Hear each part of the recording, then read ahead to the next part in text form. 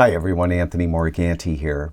You know, I think my email inbox is kind of like a canary in the coal mine in that I get an idea a little bit ahead of time about what equipment and software photographers are starting to use. At least I get this idea what people are using before those mainstream photography blogs start writing about it.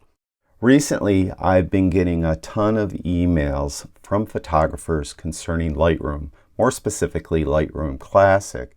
Now, you know, a few years ago, Lightroom or Adobe alienated a lot of photographers when they went to that subscription-only model. A lot of photographers left Adobe and Lightroom and started using other applications. It appears to me that many photographers are circling back and starting to use Lightroom again. Also, there's a lot of new photographers out there and they're using Lightroom right from the beginning. Now, I've done videos like the one I'm going to be doing today in the past where I talk about how one could customize Lightroom's workspace. Since we have so many new users of Lightroom and we have a lot of photographers that are circling back to Lightroom Classic from the last time they used it was an older version, I thought it was fitting to do a new video talking about how you could customize Lightroom Classic's workspace. Now, Lightroom Classic's workspace isn't as customizable as some of those other applications out there, such as Capture One, Exposure X7, where you could really change it completely. With Lightroom, you could do some stuff to it, and hopefully these things you can do will help you with your workflow. Right now I'm in Lightroom, I'm in the library module, and as you look at it, you know, Lightroom has these 4 panels, top, bottom, left, and right. And you could close those down. Just click on that little triangle and you could close down like the top panel. Each of those panels have those little triangles. You also could use function keys. The F5 key closes down the top panel, F6 the film strip, F7 the left panel, and F8 the right panel. You could close them all down at once and open them all at once by holding in the Shift key and hitting the Tab key. You can see I just opened them all and closed them all. So that's one way you could customize those panels. Usually, personally, when I'm in the library module, I like all 4 open. When I'm in the develop module, I prefer to have the left panel closed. So you can see how that's closed for me now. And sometimes when I'm doing videos, I like the film strip closed as well. With the film strip closed, it just gives you the viewer, a bigger view of the image I'm working on. So that is usually how I go about keeping those panels organized or opened or closed. Also, as far as the panels themselves, they have these tabs, and you can see that over here we have a catalog tab, we have a folders tab, and so on. If I scroll down, you can see there's a collections tab. And you could change that as well. Let me show you. Let me close down that folders tab and that catalog tab. Let's say you never use published services. You don't need to see that tab there. Just right click next to any of these tabs and you can see that they each have check marks next to them. Just click on published services to remove that check mark and you remove it. So you could get rid of the tabs you don't use.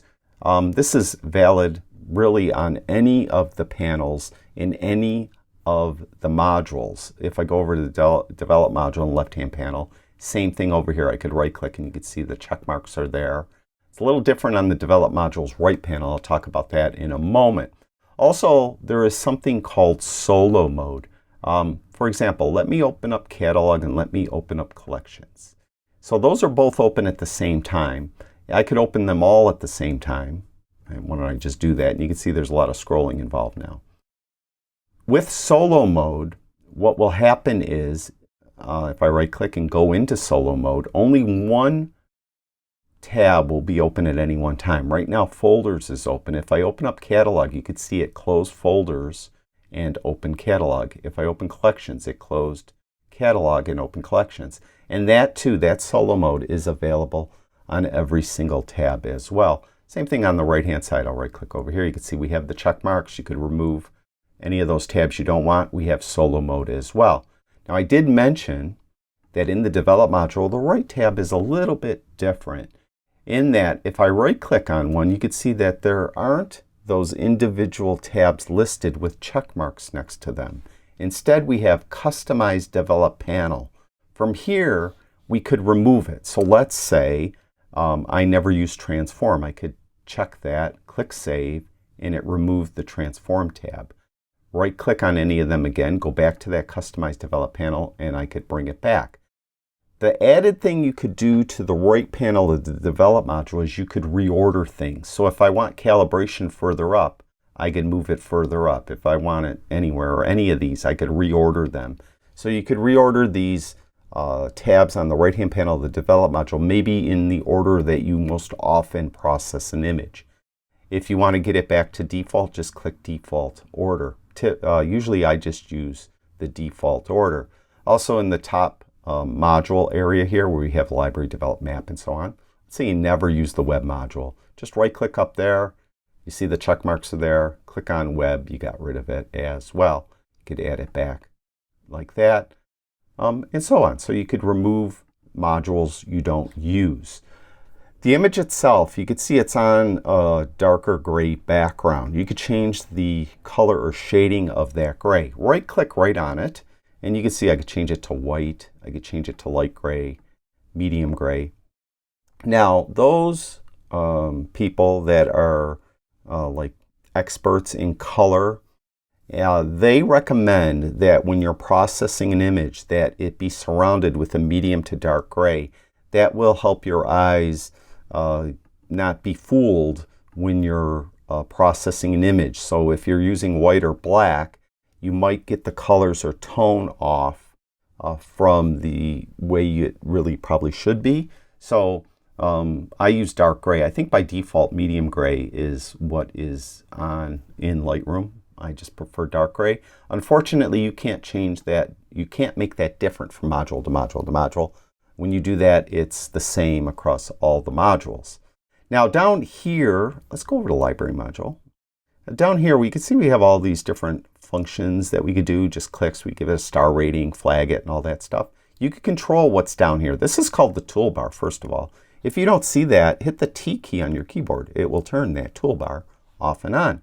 And this little triangle right here, click there, and you can see there's check marks next to some of these.